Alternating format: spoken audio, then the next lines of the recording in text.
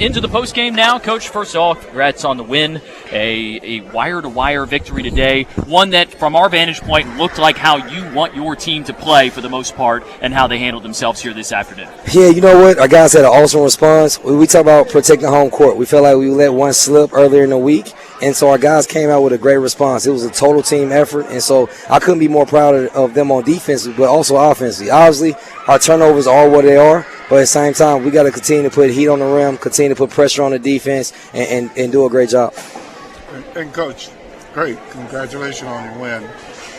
Exactly that. I wanted to emphasize, what did you share differently from the earlier game, the loss on Thursday, to emphasize that you guys need to start with the kind of intensity that they had tonight?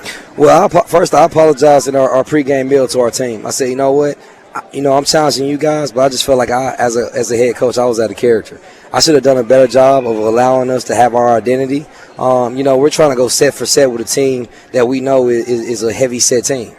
That's not who we are as a team. We have athleticism, we have length. We got to get out in transition. We got to go. We got to push the ball with pace. And so, I think we're kind of tentative as a staff just because we look at the film and we say, man, we had all these turnovers. But, once we kind of dialed back the last 2 days, I asked our offense coordinator, Mike Fly, where does the majority of our turnovers come at? It comes in the half court. And so being able just to understand, keep the half court very simple, get our guys to understand we're going to give them space, the ability to play off ball screens, and at the same time, I just challenge them to be unselfish, and I'm going to let them rock out.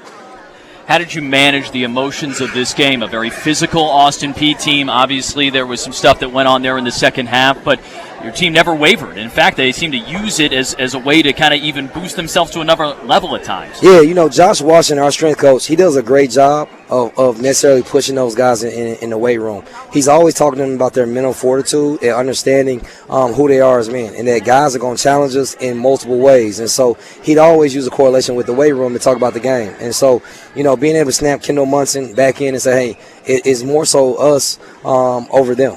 It's we over me. And so at the same time, we just got to have elite focus to understand what we're trying to get done and then be ultra locked in on that. How do you carry this on the road with you now? You know what? That's the biggest challenge. I told our guys, when we go on the road, we can't change who we are. Our practice, it starts with our practices. We have to be super aggressive. We have to understand what we're going to do, and we have to string together a couple wins. We can't have one good a loss, then have a win, have a great response, and then follow that up with another loss. How do we have a level of consistency so we can have a couple wins in a row? Yeah. Congratulations, Coach, and I hope you continued success. Appreciate you. Yeah, Artis really much. wants you to win on Thursday in Bellarmine. He wants to give those guys one back. Every time we go down there, man, they don't talk about no game plans. They don't talk about what we're going to do. All they talk about is Artis Gilmore, man. Talking about the legend. He's the legend. He's the Louisville legend for sure. Well, Coach, thanks for the time as always. Appreciate Congrats you. on the win, and we'll see you next time. All right. Thank you.